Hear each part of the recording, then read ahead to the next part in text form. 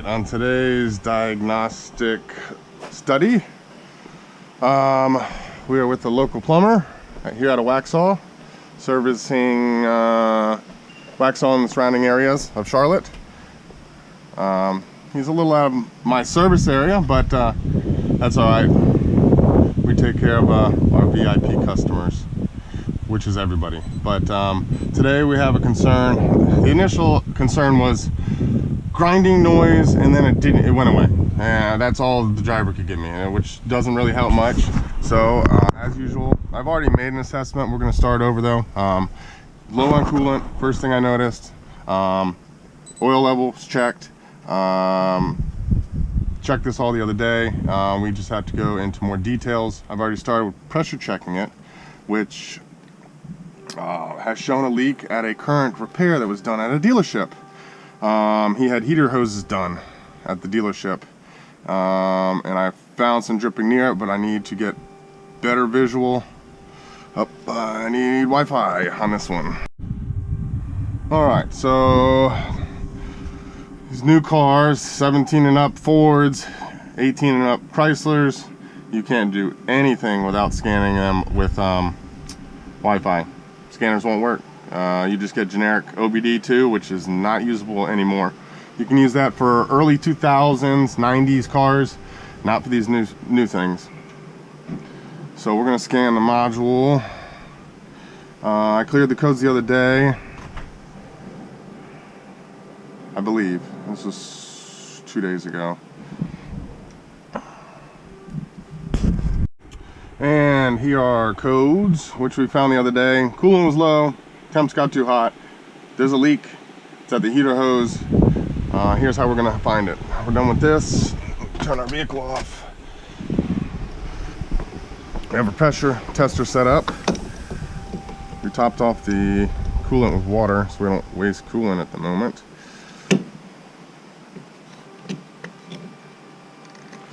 And we're gonna pump this up.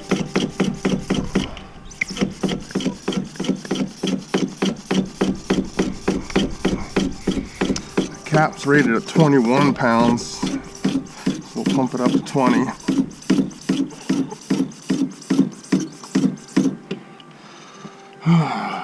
And watch it slowly drop. It's very slow. Once you start it up, it actually drops a little quicker. So let's climb underneath and see what we got. Let's see if I can get a good visual coming from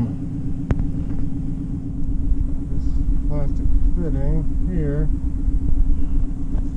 coming from the heater hose itself right there. Really hard to say. Alright, we're going to give a quick demonstration of what we're diagnosing here. Back in the very back of the engine, the intake's above here, very back, which you can't even see. It's about this far, you got to reach your hand in. We have these heater hoses. How these work is these quick connects. They come like this. There's two O-rings. You grease them up. And the way they design this barb, there's no way you can mess up an O-ring. These O-rings looked good. With the camera back here, we could get a visual of it dripping right off here. That doesn't mean there's not a crack somewhere here where it's running off. It only did it at cold. It would actually hold pressure when the system was warm. So heat expansion might seal up a crack. So this is exactly how it goes on, as easy as that. To disconnect it, it's a very tight squeeze. You got to get in here, but you had to squeeze both these tabs, and it comes right apart. The new one came with the new clip, so you use it and you just flip these up, and this clip comes right off. You can use a pick too, but where it's at, it's extremely difficult to get anything in there. Just remove it. The new hose that was installed is actually leaking worse. Instead of a drip, it's almost streaming. So this was already cracked. Removing the old one may have disturbed the plastic more. We need to get this upper intake off to get a visual, because like I said, with this design, it's almost impossible to damage these O-rings. It slid together, snapped together just fine. So we are suspecting there's a damaged crack in that, or it's deformed and it's causing it not to seal at that O-ring. So we have to remove this, all of this, our upper manifold over here, and once all this is apart, we can get a better visual back there, because it's way back there, and you can't get anything back there to see it.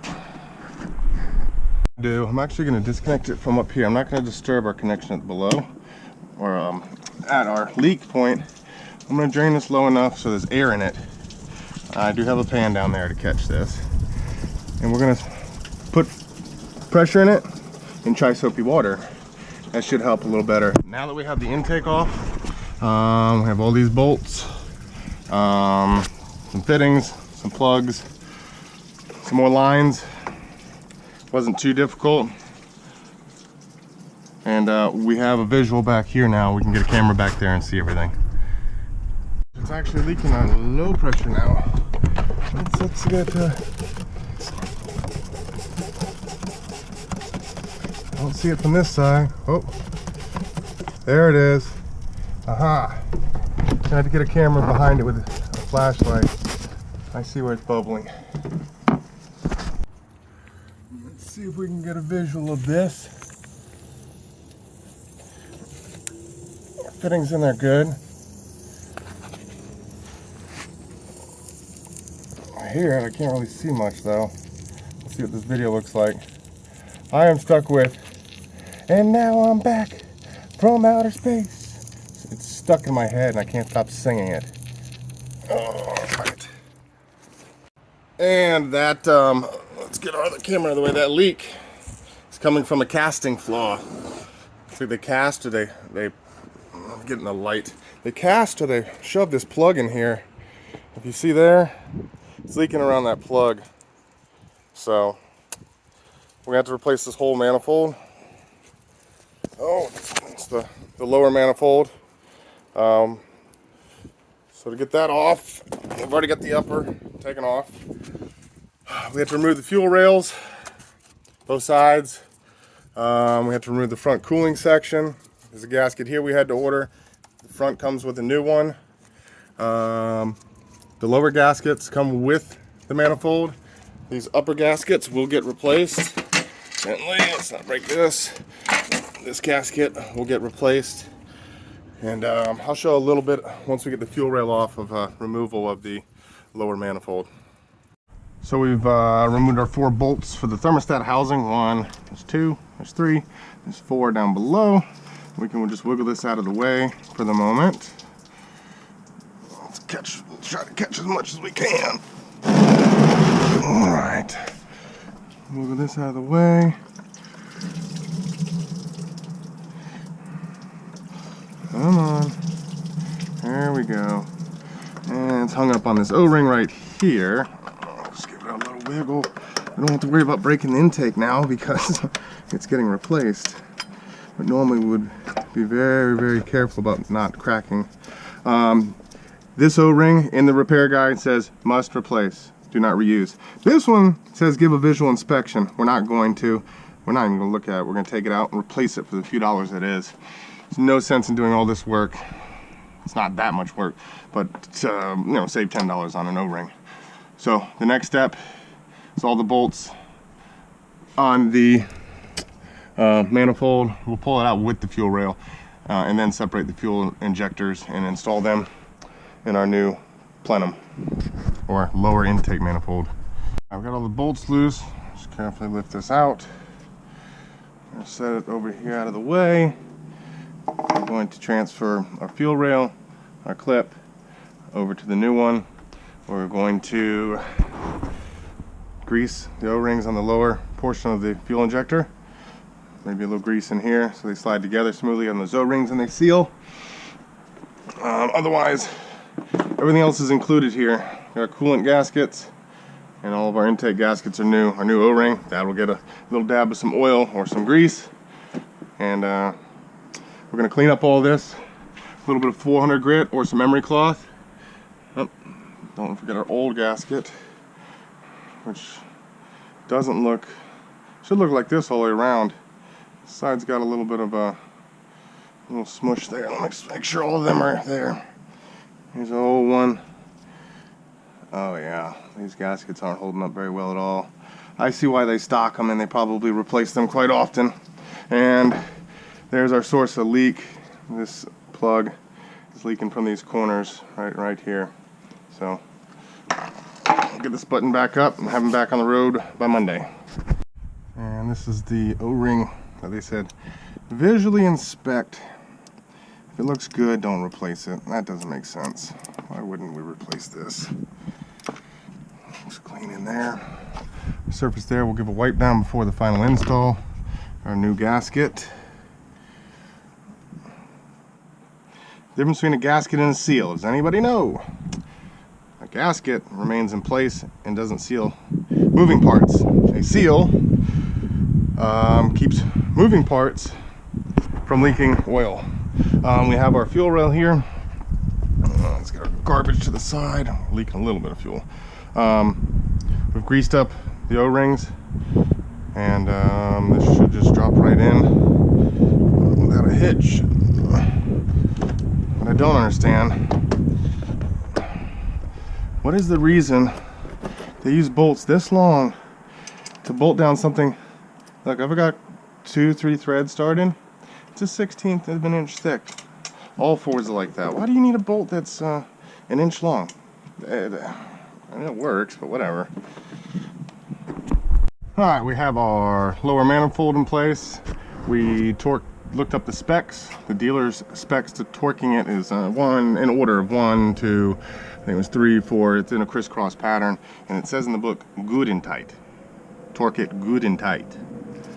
No, I'm just kidding. It's 89 inch pounds, and then we're going to slide our coolant crossover thermostat pipe on. You see how easily that went on that O-ring? It's because we greased it, otherwise it can catch it, roll it, pinch it, nick it, cause leaks. We can get these 4 bolts in. The upper manifold, we can still have to connect in all of our fuel injectors. It's simply push till it clicks, safety catch, push till it clicks, push the safety down, and so forth all the way across. Looks like it's straight out of Starship Troopers. And now with our upper manifold installed and torqued down, got our PCB hooked up. There's only one support bracket on this intake. Usually they have this big honking thing over here. It's a nightmare to get to, and this one's pretty easy. So we're gonna make sure we get all our clips in, plugs here. We're gonna bring our evap line over across to plug it in, snap it down, pop in our holder here. We're gonna bring in our other section of vacuum system. Runs the brake booster, and then goes the intake runner. Alright, just gotta bring electricity up and over here. Got the throttle body to plug in.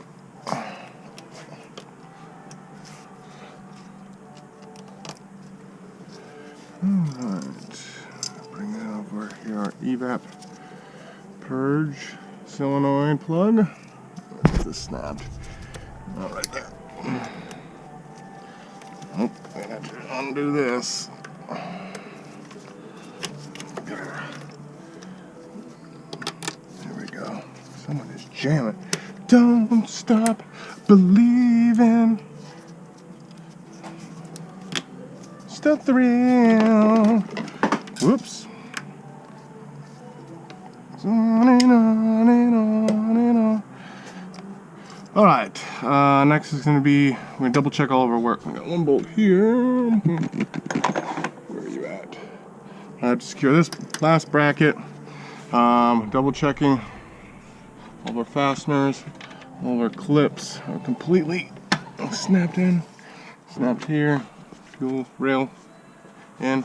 We're going to get this upper manifold in, pressure check it, fill it, bleed it, and be done with this. A lot of work. So we got it up to 17 psi. Trying to pressure check these without coolant in them takes a long time because you have to compress air versus liquid. Liquid can't compress, so you have to sit there and pump and pump and pump. We'll let that sit. The cap's rated at 21 psi. We can check it at 17. It wasn't even reaching 4 before. You could hear it hissing out before. So we'll check this in 10 minutes. If it holds, we'll fill it, bleed it, clear all of our codes, and we'll be done with this this plumbing truck. Concluding our 2018 Ford Transit 250. Yeah, 250. 3.7. No engine lights. The customer complained about noise that went away. We haven't replicated the noise or gotten to the source of a noise. Put this cap back on.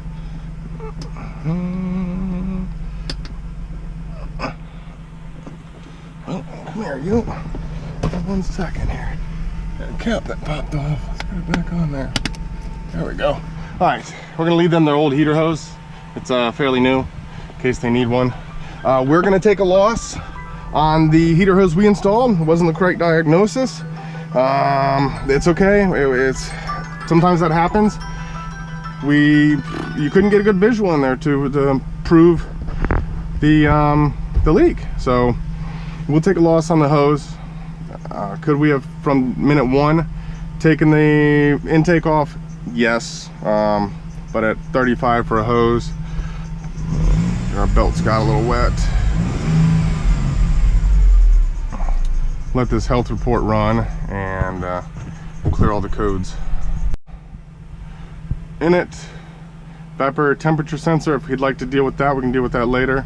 And engine coolant excess temperature, cylinder head temperature too high, over temp protection mode turned on. We're going to erase all these. We'll do that with the key on, engine off. Should only take a second. Fault report. Clean. Now we need to go into our live data.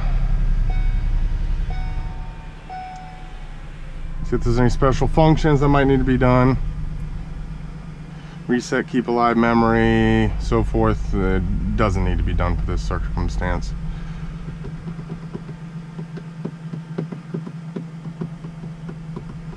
But we do need to verify heat.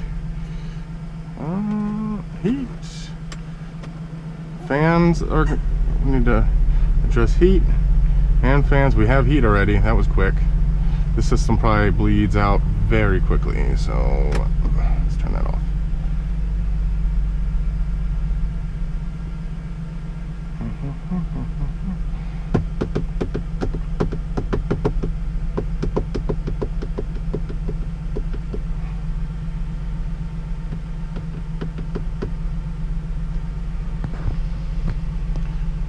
Engine coolant temp. Cylinder head sensor temperature. Head sensor, I don't really need the voltage. Engine cooling fan, engine coolant temperature, where are we at?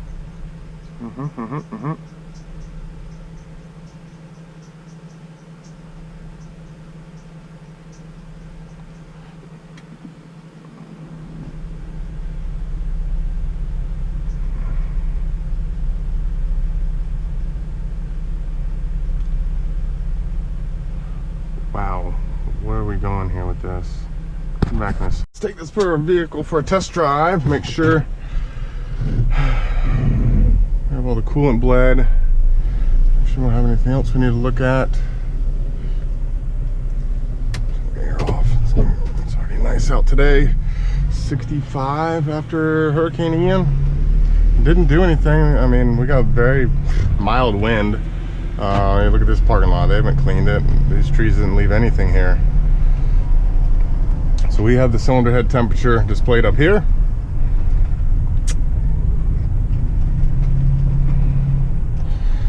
Coolant gauge is right. We have heat. The fans have cycled.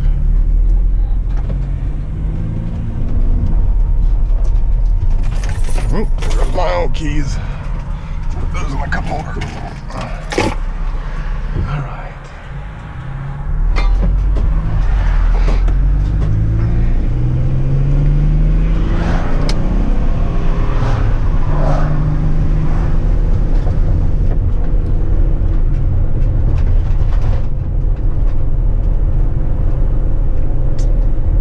This thing drives pretty good.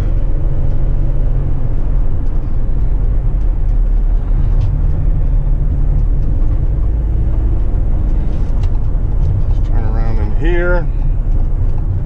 Driving my van, I gotta look both ways really quickly. It's kind of hard to drive these vans. There's all these blind spots, you can't see anything behind you. But when you drive one every single day, you get used to it. People think you're going to be taking a right, but you're actually cutting the corner so you can see it, and then you're taking a left. Our temps are stable at 194, 195, 192. This vehicle's done.